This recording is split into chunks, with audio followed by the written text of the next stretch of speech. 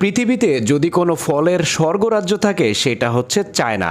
সৃষ্টিকর্তা যেন চায়নাতে সকল নেয়ামত একেবারে ঢেলে দিয়েছে। আজকে আপনাদেরকে চায়নার একজন সফল কৃষকের ফলের বাগান দেখাবো। প্রথমেই দেখেন এইটা হচ্ছে তার আতা ফলের বাগান। দেখেন মাথার উপরে কতগুলো আতা ফল ধরে আছে আর ঝুড়িতে অনেকগুলো পাকা পাকা আতা ফল নিয়ে এসেছে। এখন দেখেন একটা পাকা আতা ফল ভেঙে দেখাচ্ছে আপনাদেরকে, চমৎকার। তারপরে এইখানে দেখেন এইটা হচ্ছে 3 ফলের বাগান।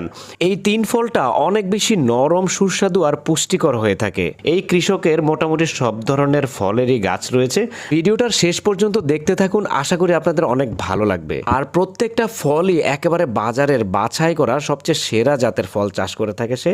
দেখেন 3 ফলের সাইজগুলো কত বড় বড়, বিশাল বড় এবং দেখতে খুবই লোভনীয়।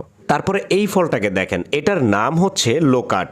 ছোট্ট একটা গাছের ভিতরে কি পরিমাণ রসালো ফল ধরে আছে আর দেখতে